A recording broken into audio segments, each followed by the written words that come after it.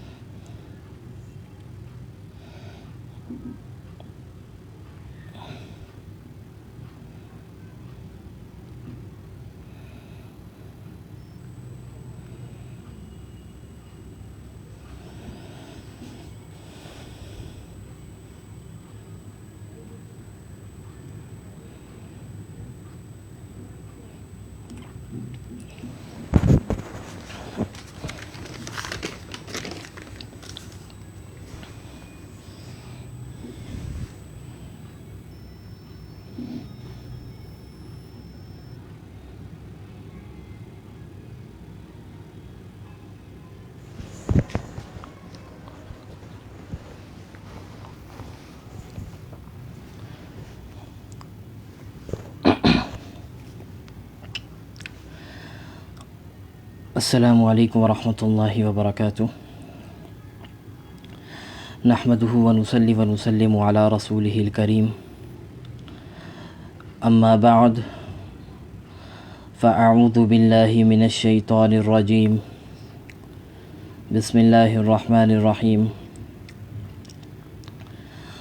قال اللہ تبارک و تعالی اقرأ بسم ربک الذی خلق خلق الإنسان من علق اقرأ وربك الأكرم الذي علم بالقلم صدق الله العظيم. وقال النبي صلى الله عليه وسلم إنما بعثت معلما أو كما قال عليه الصلاة والسلام. رب اشرح لي صدري ويسر لي أمري واحلل عقدة من لساني يفقهوا قولي.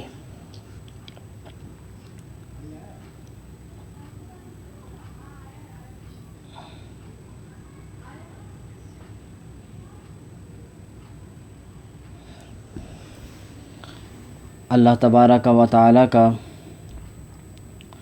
انتہائی احسان کریمی ہے کہ اللہ تبارک و تعالی نے ہمیں مسلمان بنایا اور اس سے پہلے انسان بنایا اور جناب نبی کریم صلی اللہ علیہ وسلم کی امت میں شامل فرمایا. یہ بہت بڑی خوش نصیبی کی بات ہے کہ اللہ تبارک و تعالی نے ایک تو مسلمان بنایا، اس کے بعد جناب نبی کریم صلی اللہ علیہ وسلم کی امت میں پیدا کیا.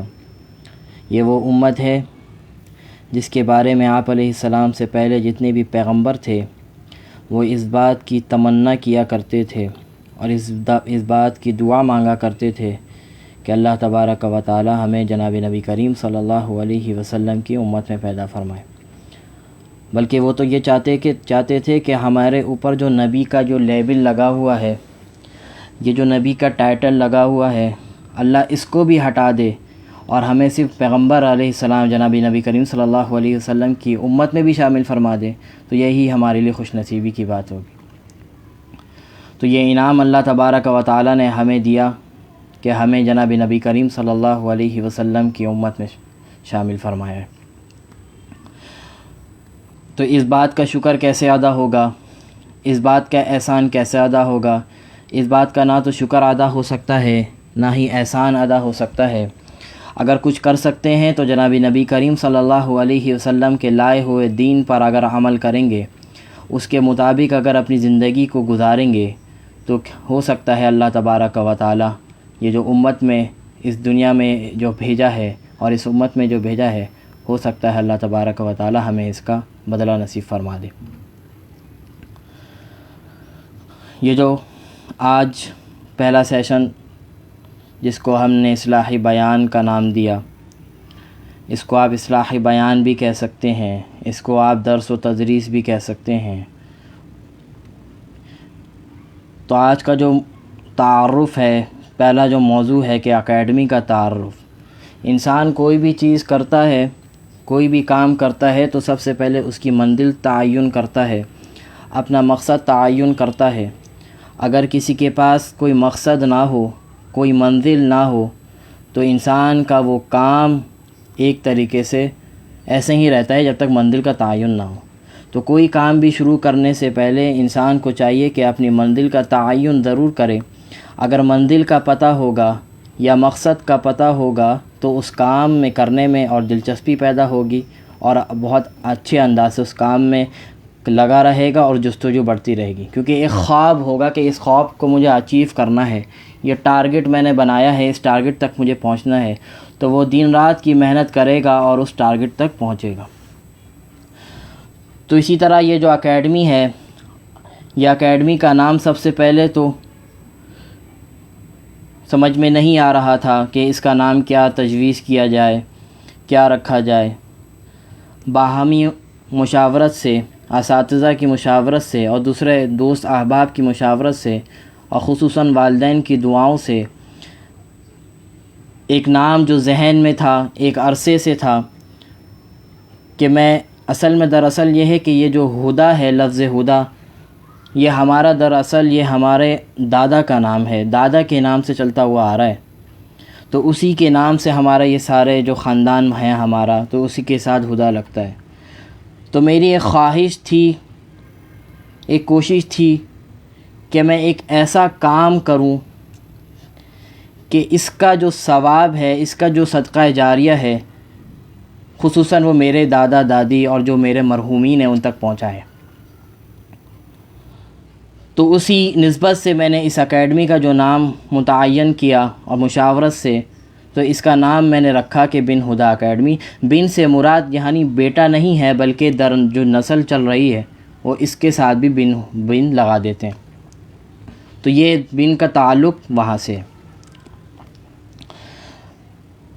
اکیڈمی کا جو مقصد اگر سمجھا جائے، جو غرض و غایت اگر سمجھا جائے، یا اس کی پلاننگ سمجھا جائے، کچھ بھی اس کے بارے میں اگر دیکھا جائے، تو اکیڈمی کا جو مقصد ہے، یہ اکیڈمی کو کھولنے کا، یہ چلانے کا، اس کا مقصد یہ ہے کہ آج بہت سے ایسے لوگ، ایسے چینلز کھل چکے ہیں، چل گئے ہیں، جو دین کے نام کے اوپر لوگوں کو کچھ اور سکھا رہے ہیں۔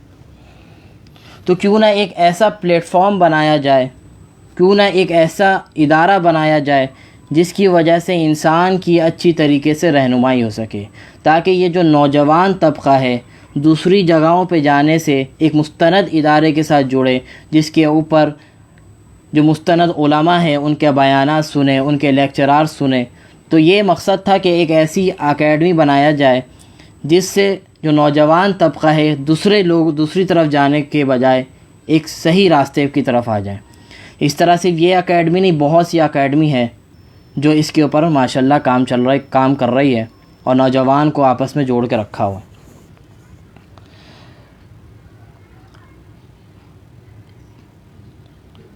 پھر اس کے بعد اکیڈمی کا جو تعارف کے اندر یہ بھی شامل کر لیں کہ یہ صرف اکیڈمی ابھی اسٹارٹ کی ہے، ابتدا کی ہے، تو صرف اکیڈمی پہ ابھی جو ہم نے اسٹارٹ کیا ہے وہ قرآن کی تعلیم سے، کہ قرآن ناظرہ کی تعلیم سے اسٹارٹ کیا ہے۔ اس کو انشاءاللہ ہم آگے لے کے چلیں گے، آگے اس کے اوپر دوسرے کورسز بھی اسٹارٹ کریں گے، اور رمضان کے اندر بھی ارادہ ہے کچھ کورسز شروع کرنے کا۔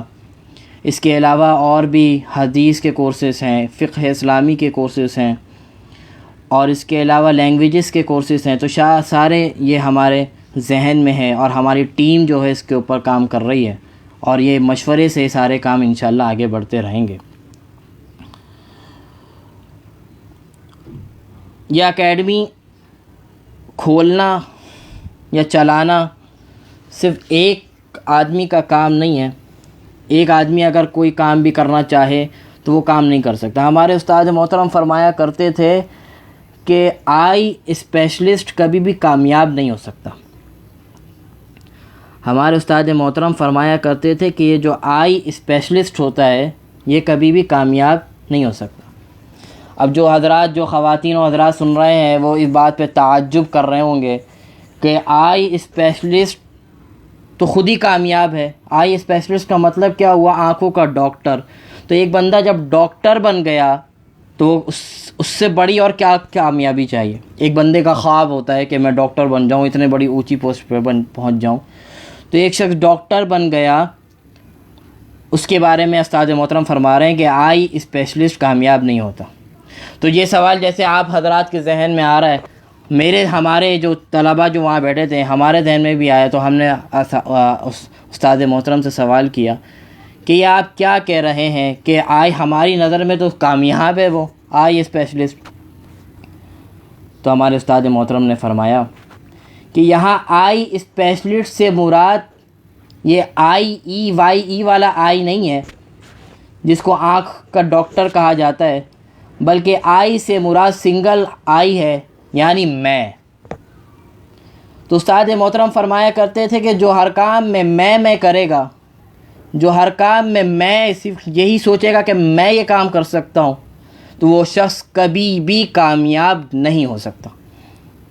وہ کام چھوٹا ہو یا بڑا ہو، کبھی بھی وہ کامیاب نہیں ہو سکتا اگر اس نے صرف میں رکھ کر کے چلایا. اگر جیسے میں نے اکیڈمی شروع کی، ایک تو میں اکیلے اس کو لے کر چلوں تو ایک تو میرے لیے مشکل کام ہے، کیونکہ میری پڑھائی ابھی چل رہی ہے اور دوسرے کام ہیں، سارے کاموں میں الجھا ہوا ہوں. تو اس کے ساتھ ان چیزوں کو چلانا، لے کر چلنا، اور اکیلا ہو تو ایک تو مشکل کام ہے. دوسری کام اگر فراغت بھی ہو، فرصت بھی ہو، پھر بھی انسان اگر ایک ہی لے کے چلے گا کہ میں ہی سب کچھ ہوں، میں ہی لے کے چلوں، تو کبھی بھی کامیابی حاصل نہیں ہو سکتی. اس لیے استاد محترم فرمایا کرتے تھے جب بھی کوئی چھوٹا کام کرو یا بڑا کام کرو تو اپنے ساتھ لوگوں کو جوڑو. لوگوں کو جوڑ کے کام کرو گے، اور لوگوں کا بھی انتخاب لازمی ہے کہ ایسے لوگوں کا انتخاب کرو جو آپ کے ساتھ مخلص ہوں. بعض اوقات ایسا ہوتا ہے کہ ہم لوگوں کو تو جوڑتے ہیں، وہی لوگ ہمیں کیا کرتے ہیں، دھوکہ دے کے چلے جاتے ہیں. تو ایسے لوگوں کو اپنے ساتھ لے کے چلیں کہ جو آپ کے ساتھ مخلص بھی ہوں. تو اس کے اوپر یہی ایک سوچ تھی کہ مجھے اکیلے نہیں بلکہ سب کو لے کے چلنا ہے. میرے جتنے بھی اساتذہ ہیں یا دوست احباب جو علماء بن چکے ہیں، جو آخری سالوں میں ہیں، جو ہماری کلاس فیلوز ہیں، ان سب سے مشاورت کے ساتھ یہ ساری چیزیں چل رہی ہیں. اور جیسے یہ بیان کا سلسلہ، میرا ارادہ تھا کہ پہلا بیان میں ایک اپنے مفتی صاحب سے کرواؤں، لیکن ایک تو ان کے پاس وقت کا مسئلہ تھا، اور انہوں نے کہا، ایک مشورہ دیا کہ پہلا بیان آپ اپنا رکھ لیں، جس میں آپ اکیڈمی کا تھوڑا تعارف کروا دیں اور کوئی اچھی ابتدائی باتیں کر لیں، تو اس سے یہ زیادہ بہتر ہے کہ اس کے بعد آپ دوسرے علماء کو لے کر آئیں. تو ان کا حکم سر آنکھوں پر رکھ کے آپ کے سامنے حاضر ہوا ہوں. تو ایک تو ٹیم ورک ہے، سب لوگ لگے ہوئے ہیں، تو یہ چل رہی ہے. خصوصاً میں ایک نام یہاں پہ لینا چاہوں گا. ایک ہمارے دوست ہیں، ان کا نام عبید ولی صاحب ہے. وہ اس چیز کے ساتھ بہت زیادہ جڑے ہوئے ہیں. یہ جو آپ دیکھ رہے ہیں پوسٹر لگا ہوا ہے یا دوسرے پوسٹنگ دیکھ رہے ہیں، وہ الحمدللہ وہ مجھے بنا کے دیتے ہیں، روزانہ کی بیس کے اوپر روزانہ کام کرتے ہیں. تو ان کے لیے خصوصی دعائیں. ان کے ابھی کچھ دنوں پہلے ان کے والد صاحب کا بھی انتقال ہوا، تو خصوصی دعائیں ہیں. میری تو چاہت ہے کہ یہ جو وہ کام کر رہے ہیں، یہ اللہ تبارک و تعالیٰ ان کے لیے بھی صدقہ جاریہ بنا دے. اس کے علاوہ صرف پلاننگ نہیں ہوتی، پلاننگ اور اس کے علاوہ لوگ کا ہجوم نہیں ہوتا، بلکہ ایک بہت اس کے پیچھے ایک چیز ہوتی ہے جو انسان کو آگے بڑھاتی ہے، وہ دعا ہوتی ہے. تو اللہ تبارک و تعالیٰ کا انتہائی احسان کریمی ہے، بہت خوش نصیبی ہے کہ ایسے لوگ ملے ہیں جو ہر وقت میں دعائیں دیتے ہیں. خصوصاً ہمارے والدین میں بھی خصوصاً ہمارے والد محترم، جو ہر موڑ پر، ہر وقت پر، خصوصاً مجھے یا دوسرے ہمارے جتنے بھائی بہن ہیں، ہر وقت دعاؤں میں یاد رکھتے ہیں. تو میں یہ سمجھتا ہوں یہ جو میں آگے لے کر چل رہا ہوں یا چیزوں میں لگا ہوا ہوں، اس میں سب سے اہم وجہ، سب سے جو کامیابی کی اہم وجہ ہے، وہ میرے والد محترم کی دعائیں ہیں، میری والدہ کی محنتیں ہیں.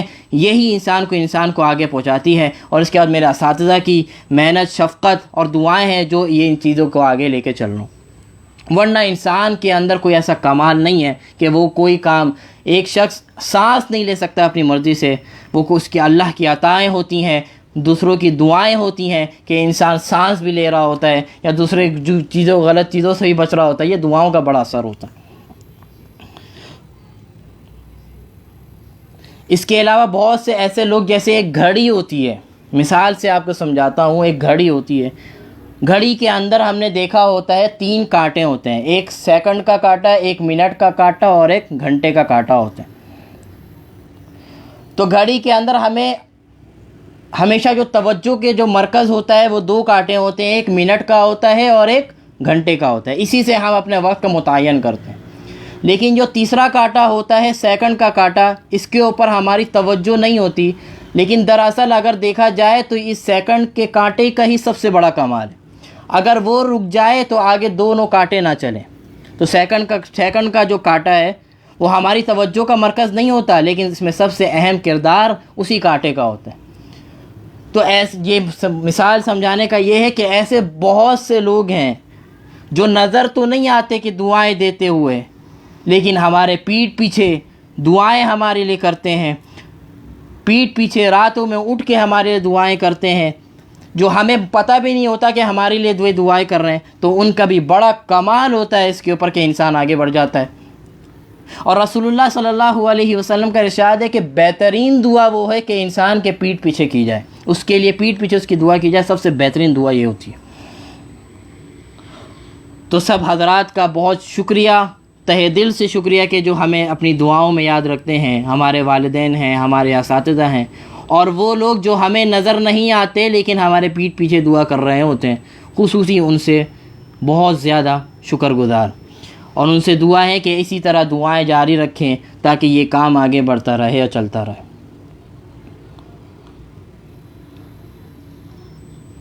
تو یہ تھا کچھ مختصر سا اکیڈمی کا جو تعارف آپ کہہ لیں، یا اکیڈمی کھولنے کی وجہ آپ کہہ لیں، اور اس کی جو مقصد، اصل وجہ یہ ہے کہ یہ جو مرنے کے بعد کی جو زندگی ہے، یہ کام ہمارے لیے وہ صدقہ جاریہ بن جائے۔ اصل ہر کام، ہر نیک کام کا، ہر اچھے کام کا مقصد یہی ہوتا ہے کہ جب اس دنیا سے چلے جائیں وہ کام ہمارے لیے سفارشی بن جائے یا ہمیں جنت میں داخلہ کا سبب بن جائے۔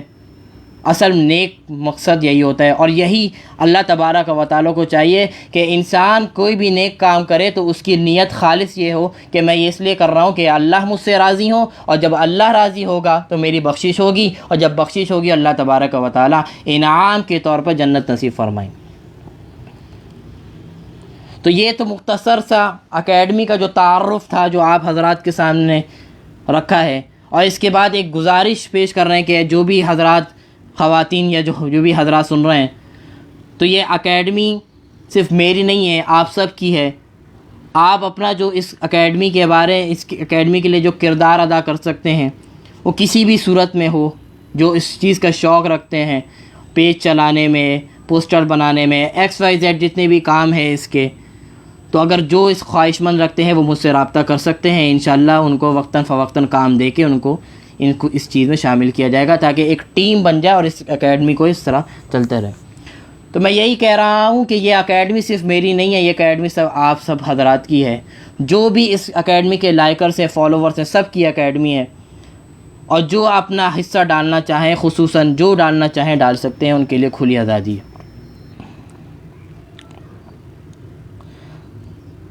اس کے علاوہ بہت سے کورسز اس کے اندر خواتین کے لیے، خاص خواتین کے لیے بھی شروع کرنے ہیں، جس کے لیے بہت سی معلمات سے بات کر کے رکھی ہوئی ہے، انشاءاللہ وہ بھی جلد از جلد شروع کریں گے۔ اور خصوصاً سب سے بڑا حصہ آپ کا یہ ہوگا کہ آپ جو بھی کورس شروع ہو رہا ہو اس کورس میں بھرپور اپنی شرکت کریں، اور جتنا اس اکیڈمی سے فائدہ اٹھائیں، آپ کا بھی فائدہ ہوگا، ہمارا بھی فائدہ ہوگا کہ ہماری وجہ سے ہماری بات زیادہ تر لوگوں تک پہنچے گی۔ تو یہ تھا اکیڈمی کا مختصر سا تعارف، اور غرض و غایت، مقصد، دعا، یہ ساری چیزیں آپ کو میں نے بتا دی۔ اب جو ہمارا دوسرا موضوع ہے اس کی طرف آ جاتے ہیں کہ رمضان کی تیاری۔ انسان کی زندگی پورا سال گزرتا ہے، 12 مہینے ہیں، لیکن اس کے اندر ایک مہینہ ایسا ہے جس کو ہر پڑھا لکھا، ہر جاہل، کوئی بھی طبقہ ہو، حتیٰ کہ مسلم نہیں، غیر مسلم بھی ہو، تو وہ اس مہینے کا احترام کرتے ہیں، وہ رمضان المبارک کا مہینہ ہے۔ تو رمضان المبارک کا مہینہ یہ بہت تمام مہینوں کا سردار ہے، جیسے ہر چیز کا ایک بڑا ہوتا ہے، تو تمام مہینوں کا جو بڑا اور سردار ہے وہ کیا ہے؟ وہ رمضان المبارک ہے۔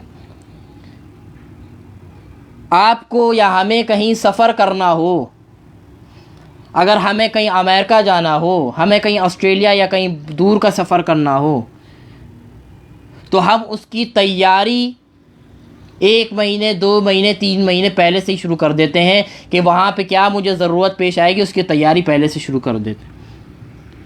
تو یہ رمضان ان سب چیزوں سے بڑھ کر ہے۔ جناب نبی کریم صلی اللہ علیہ وسلم جب رجب کا چاند دیکھ لیتے تو ایک دعا فرماتے ہیں، اللہم بارک لنا فی رجب و شعبان و بلغنا رمضان۔ کہ اللہ کے اے اللہ میں نے رجب کا مہینہ تو آپ نے ہمیں نصیب فرما دیا، یا اللہ 2 مہینے بس باقی ہے، بس کسی طرح ہمیں رمضان تک پہنچا دیں۔ یہاں بارک لنا سے مراد اپنی عمر میں بھی برکت مفسرین نے لیا ہے، محدثین نے لیا ہے کہ اس میں دراصل اپنی عمر میں برکت مانگی جا رہی ہے کہ یا اللہ ہمارا کوئی کمال نہیں ہے کہ ہم رجب تک پہنچتے، آپ نے پہنچایا ہے تو ہم دعا مانگتے ہیں اللہم بارک لنا فی رجب، رجب میں برکت دے مطلب ہماری عمر میں برکت دے، اللہم بارک لنا فی رجب و شعبان، شعبان میں برکت دے یعنی ہماری عمر میں برکت دے اور ہمیں رمضان تک پہنچا دے۔ پیغمبر علیہ السلام رمضان کی تیاری 2 مہینے پہلے سے کر رہے ہیں، تو اندازہ لگائیے جب پیغمبر جو بخشایا ہے، جس کو عبادت کی ضرورت نہیں، جس کو نبی بنا کے بھیجا گیا، وہ 2 مہینے پہلے سے رمضان کی تیاری کر رہا ہے، تو بتائیے ہمارے لیے کتنا ضروری ہے کہ ہم اپنے آپ کو رمضان کے لیے تیار کریں۔ اب رمضان کی تیاری کیسے ہوگی؟ جیسے میں نے بتایا کہ انسان کو جب سفر کرنا ہو، جیسا اس کا سفر ہو، جتنا بڑا سفر ہو، اس کی تیاری وہ ویسے ہی کرتا ہے، تو رمضان ایک بہت بڑا مہینہ ہے، بہت بڑا ایک سفر، نیکیوں کا سفر ہے، عبادتوں کا سفر ہمیں کرنا ہے۔ 2 مہینے بعد تو اس کی تیاری ابھی سے شروع کر دیجیے۔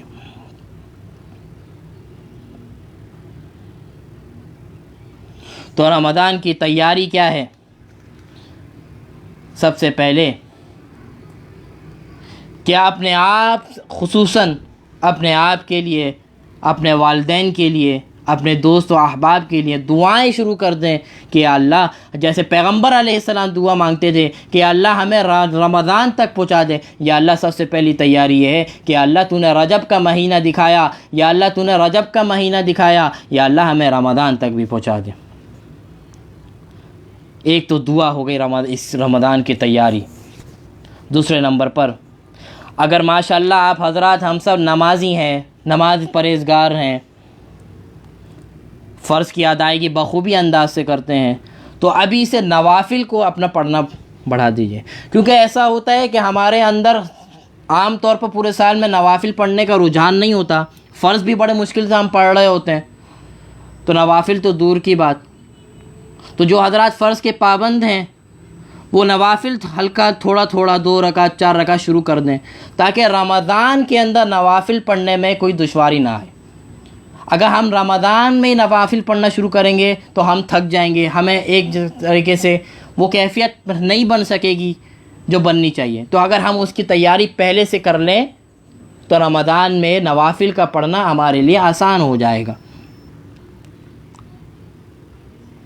اگر کہیں دوڑ کی ریس لگانی ہو، کوئی مقابلہ ہو، تو پہلے اس کے لیے ریہرسل کیا جاتا ہے، پریکٹس کیا جاتا ہے، دوڑ لگائی جاتی ہے، تاکہ جو اصل میرا مقصد ہے، جہاں میں راؤنڈ جاؤں، جہاں پہ میں بھاگوں، تو وہاں پہ کوئی پریشانی نہ ہو، کیونکہ میں نے پریکٹس کی ہوئی ہے۔ تو نوافل کی پریکٹس ابھی سے کر لیں، ثواب تو ملنا ہی ملنا ہے، اور اس سے ایک فائدہ یہ ہوگا نوافل کی عادت بن جائے گی تو رمضان کے اندر نوافل پڑھنے کی دشواری پیش نہیں آئے گی۔ اس کے بعد جو حضرات خدا نخواستہ فرض سے بھی دور ہیں تو کم از کم وہ فرض کی ادائیگی شروع کر دیں ابھی سے، تاکہ ان کی فرض کی ایک روٹین بن جائے، تاکہ رمضان کے اندر ان کو فرض پڑھنے میں کوئی دشواری نہ ہو۔ رمضان کے اندر ہر ثواب، ہر چیز کا ثواب 70 گنا 7 گنا ڈبل ہو جاتا ہے۔ فرض کا ثواب 70 گنا فرض کے ثواب بن جاتا ہے، نفل کا ثواب ایسا ہے جیسے رمضان کے عام دنوں میں جیسے فرض کی نماز پڑھی، رمضان کے اندر وہ ثواب نوافل پڑھنے سے ملتا ہے۔ تو جو حضرات فرض کی پابندیاں کرتے ہیں وہ ابھی سے نوافل پڑھنے کی عادت بنائیں، اور جو خدا نخواستہ فرض سے بھی دور ہیں وہ کیا کریں، فرض کی اپنی عادت بنائیں، فرض وقت کے ادا کریں، تاکہ رمضان کے اندر ایک ہی مہینہ ہمیں ملتا ہے، اپنے آپ کو سدھار لیجیں یا بگاڑ لیں، وہ ایک ہی مہینہ ہے تو اس کی تیاری ابھی سے شروع کر دیں، نمازوں کی پابندی شروع کر دیں۔ جو نماز پڑھتے ہیں ماشاءاللہ وہ نوافل کی تھوڑی سی اپنی ترتیب بنا لیں کہ یہ میری ترتیب ہے اس وقت مجھے نوافل پڑھنے، کیونکہ ٹائم مینجمنٹ بہت بڑی چیز ہے، ٹائم ٹیبل کا ہونا بہت بڑی چیز ہے۔ جس انسان کے پاس ٹائم ٹیبل نہیں اس کی زندگی بیکار ہے، وہ کب اٹھے گا، کب سوئے گا، کب پڑھے گا، کب کھائے گا، کب لکھے گا، کوئی ٹائم ہی نہیں ہے تو وہ زندگی کوئی زندگی نہیں ہے۔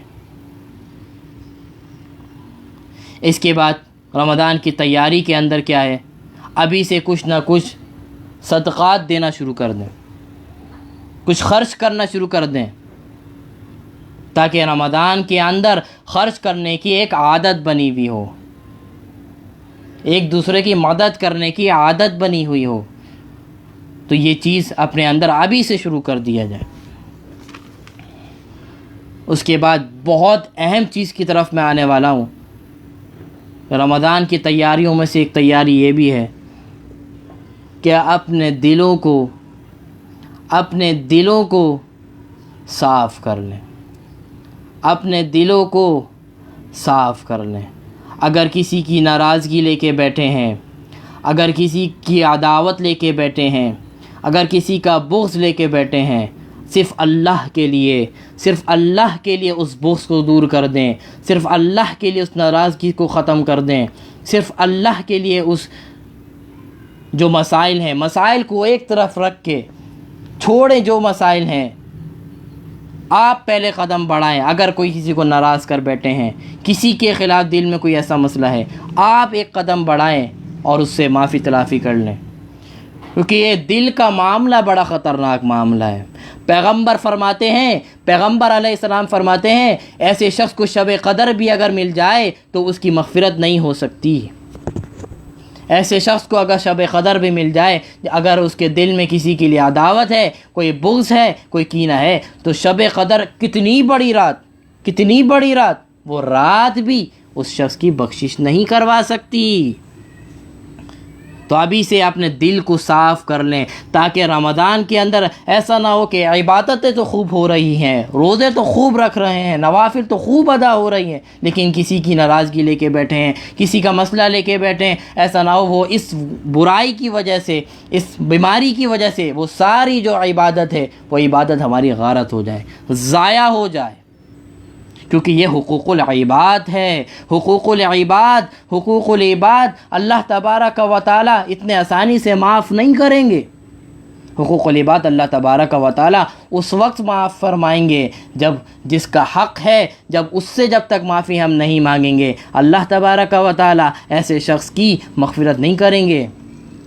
ایک ہوتا ہے حقوق اللہ کا حق ہو گیا رمضان کے روزے رکھنا، نوافل پڑھنا، فرائض کی ادائیگی کرنا، یہ اللہ کے حقوق ہیں۔ نماز، روزہ اللہ تبارک و تعالیٰ کی اطاعت ہے، اللہ تبارک و تعالیٰ کی سفارش ہے، اللہ تبارک و تعالیٰ کی محبت ہے کہ ہو سکتا ہے وہ ہمارے ان چیزوں کو معاف فرما دے، ہمارے فرائض کو، جو نماز روزہ ہے، اس کو ہو سکتا ہے اللہ تبارک و تعالیٰ ہماری توبہ سے، یا بغیر توبہ بھی، اللہ تو ہر چیز پہ قادر ہے، بغیر توبہ کے بھی اللہ تعالیٰ معاف کروا دے، یا توبہ کے بعد معاف کر دے۔ لیکن یہ جو حقوق العباد ہے، اللہ تبارک و تعالیٰ اس وقت تک نہیں معاف کریں گے جب تک اس شخص سے معافی نہ مانگ لی جائے، اس شخص سے اپنا معاملہ حل نہ کروا لیں، اللہ تبارک و تعالیٰ آپ کا وہ معاملہ حل نہیں کرائیں گے۔ تو رمضان کی ایک بہت بڑی تیاری یہ ہے کہ رمضان سے پہلے اپنے دل کو صاف کر لیں، ہر ایک سے صاف کر لیں، کوئی بھی مسئلہ ہو، کوئی بھی پرابلم ہو، اس کو ایک طرف رکھ کے وہ جو مسئلہ ہے اس مسئلے کو حل کرنے کی تو کوشش کریں۔ کیا معاملات ہیں، بیٹھ جائیں، ایک گروپ بنا لیں، بیٹھ جائیں، بھائی کیا معاملہ ہے، کس وجہ سے ہوا، اس معاملے کو دور کریں اور آپس کے جو تعلقات ہیں اس کو بحال کر لیں، ایسا نہ ہو کہ رمضان کے اندر داخل ہو جائیں اور دل ہمارا خراب ہو اور ہمارے عبادتیں اس دل کی بیماری کی وجہ سے غارت ہو جائے، ضائع ہو جائے۔ تو یہ بہت بڑی تیاری ہے رمضان کی، جو اس کے لیے بہت زیادہ فکر کرنے کی ضرورت ہے۔ آگے رمضان کی تیاریوں میں ایک تیاری یہ بھی ہے کہ قرآن مجید کی تلاوت ابھی سے شروع کر دیں۔ بعض اوقات ایسا دیکھا گیا ہے تلاوت کرنے کی عادت نہیں ہوتی، قرآن مجید پڑھنے کی عادت نہیں ہوتی، پورا سال ہم دور رہتے ہیں، لیکن رمضان کے اندر ماحول ہوتا ہے کیونکہ، اور شوق بھی ہوتا ہے پڑھنے کا، لیکن ہماری زبان نہیں چل رہی ہوتی۔ ہم چاہتے تو ہیں، دل میں خواہش تو ہوتی ہے کہ ہم قرآن زیادہ سے زیادہ پڑھ لیں، کیونکہ عادت نہیں ہے پڑھنے کا، تو وہ معاملہ صحیح نہیں ہو پاتا۔ قرآن کی تلاوت نہیں ہو پاتی، کوشش کے باوجود بھی جس طرح کرنی چاہیے وہ نہیں ہوتی. لیکن اگر ابھی سے تھوڑی تھوڑی تلاوت کرنے لگ جائیں گے، ابھی سے قرآن مجید تھوڑا تھوڑا پڑھنے لگ جائیں گے تو ایک عادت بن جائے گی، ایک روٹین بن جائے گی. جب روٹین بن جائے گی، زبان چل پڑے گی، تو رمضان کے اندر ہم زیادہ سے زیادہ قرآن مجید پڑھ سکیں گے. اور جن کو قرآن مجید تجوید سے پڑھنا نہیں آتا یا جن کو پڑھنا بالکل ہی نہیں آتا، وہ ابھی سے سیکھنا شروع ہو جائیں تاکہ رمضان میں زیادہ سے زیادہ قرآن مجید پڑھنا شروع کریں. رمضان کا مہینہ قرآن مجید سیکھنے کا نہیں ہے، رمضان کا مہینہ قرآن مجید پڑھنے کا ہے، تلاوتیں کرنے کا ہے. سیکھنے کا مرحلہ تو پہلے تھا جو آپ نے ضائع کر دیا. ابھی سے قرآن مجید کو سیکھیں تاکہ رمضان میں اس کو پڑھیں.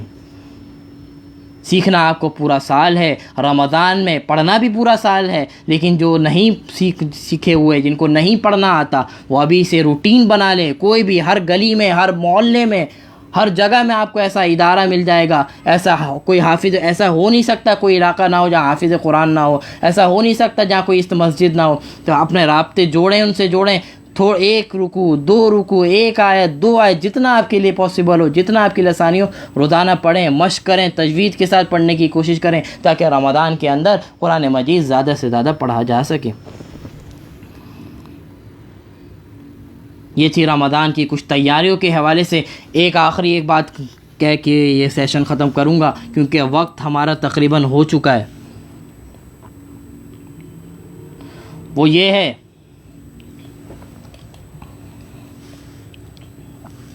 کہ رمضان کے اندر بہت سی تیاریاں کرنی ہوتی ہیں. رمضان کے اندر ہم بہت سی تیاری کر رہے ہوتے ہیں، راشن کے حوالے سے یا دوسرے.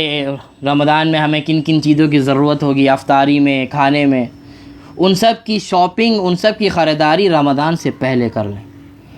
اسی طرح عید کے جو کپڑے ہیں، لتے ہیں، جوڑے ہیں، جو بھی آپ کو لینا ہے رمضان سے پہلے کر لیں تاکہ رمضان ہمارا ضائع نہ ہو ان سب چیزوں میں. ایسا نہ ہو رمضان کی مبارک راتیں چل رہی ہوں، ایسا نہ ہو رمضان کے مبارک دن چل رہے ہوں اور ہمارا وقت مارکیٹوں میں گزر رہا ہو، ہمارا وقت دوسری جگہوں پہ گزر رہا ہو.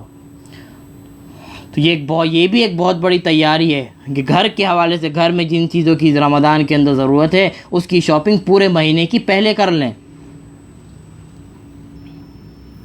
اور اگر پہلے نہیں بھی کر سکیں تو کم سے رمضان میں بھی کر رہے ہیں تو کم سے کم وقت اس کام میں لگائیں. اور خصوصاً شاپنگ جو کر رہے ہیں، شاپنگ تو کم از کم پہلے ہی کر لیں کیونکہ وہ چیز انسان کو پتہ ہوتا ہے کہ مجھے کیا پہننا ہے، کیا کپڑا لینا ہے، کیا لینا ہے. وہ رمضان سے پہلے کر لیں تاکہ رمضان کی راتوں میں مارکیٹوں کے چکر نہ لگانا پڑے، رمضان کے دنوں میں مارکیٹوں کے چکر نہ لگانا پڑے.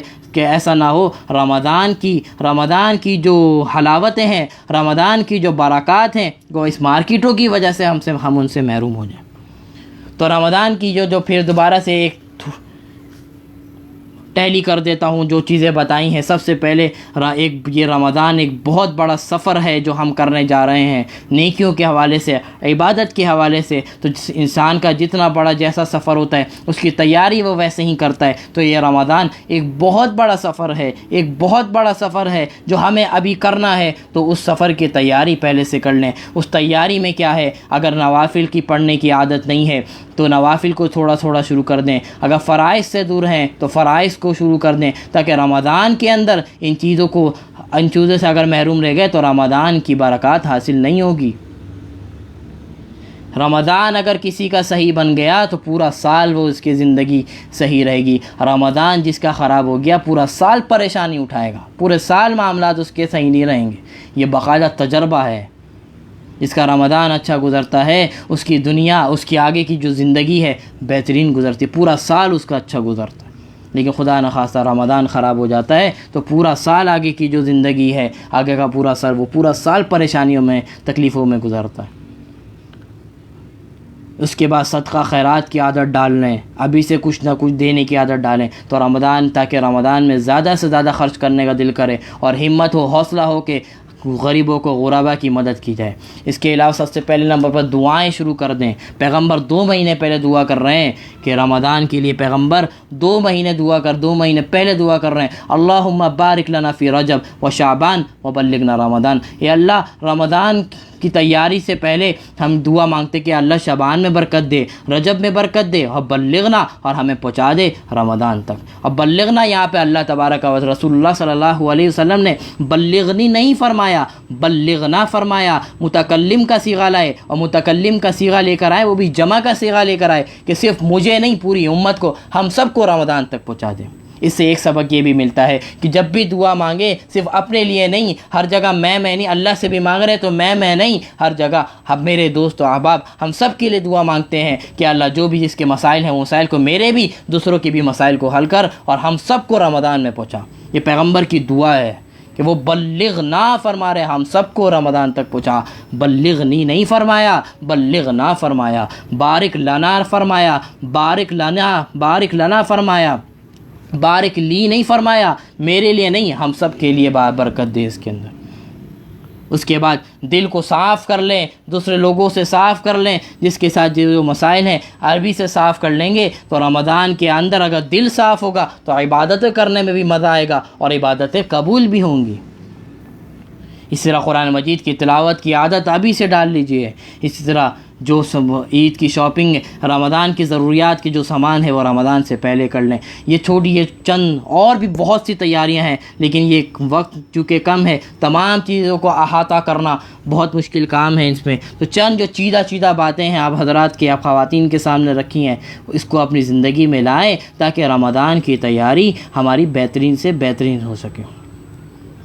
اب یہ سلسلہ شروع کیا ہے، خصوصاً دعاؤں کی ضرورت ہے۔ اب اس کے بعد ایک ہمارے بہت اچھے دوست ہیں، ان سے بات کی ہے، وہ انشاءاللہ اگلے ہفتے ہمیں وقت دیں گے، وہ بھی اس کے اوپر، تو جو بھی پروگرام اس کے اوپر چل رہے ہیں، جو بھی شروع کیے جا رہے ہیں، تو خوب اپنا شرکت کا حصہ ڈالیں، خوب اس کے اندر شرکت کریں تاکہ آپ کو بھی اس فائدہ پہنچے، اور ہمارے لیے، اور جس مقصد کو لے کے چل رہے ہیں تو خوب اس کے اندر برکتیں ہوں، حوصلہ بڑھیں۔ حوصلہ جب انسان کسی کی حوصلہ افزائی کرتا ہے تو اس کا ایک رجحان بڑھتا ہے، اس کے اندر ایک محبت آتی ہے، اس کے اندر ایک مشقت اٹھانا اس کے لیے آسان ہو جاتا ہے۔ دعائیں ہوتی ہیں تو ساری چیزیں انسان کا استقامت بڑھ جاتی ہے، تو یہ چیزیں ضروری ہیں ان سب چیزوں کے لیے۔ تو اللہ تبارک و تعالیٰ سے دعا ہے، اللہ تبارک و تعالیٰ یہ جو سلسلہ ہے، اس سلسلہ کو اپنے بارگاہ الہی میں قبول فرما لے، اور جو مقصد ہے اس مقصد میں کامیابی نصیب فرما دے، اور اس کو ہمارے لیے، ہمارے والدین کے لیے، ہمارے اساتذہ کے لیے، ہمارے مرحومین کے لیے، ہم سب کے لیے، جتنے بھی لوگ گئے اس دنیا سے رخصت ہوئے یا موجود ہیں، سب کے لیے اس اکیڈمی کو، اس ادارے کو اللہ تبارک و تعالیٰ ان کے لیے صدقہ جاریہ بنا دے۔ اللہ تبارک و تعالیٰ سے دعا ہے، اللہ تبارک و تعالیٰ جو کہا، جو سنا، کوئی غلطیاں ہو گئیں، کوئی مسائل، کوئی غلط بات کر دی ہو تو آپ سے بھی گزارش ہے معاف فرمائیں۔ اللہ سے بھی دعا ہے، اللہ تبارک و تعالیٰ جو صحیح کہہ دیا، جو بول دیا، اللہ تبارک و تعالیٰ اس کو قبول فرمائے۔ جو کمی کوتاہی غلط بول دیا، جان بوجھ کر یا انجانے میں بول دیا، اس کو معاف فرمائے۔ وآخر دعوانا ان الحمد للہ رب العالمین۔ السلام علیکم ورحمۃ اللہ وبرکاتہ۔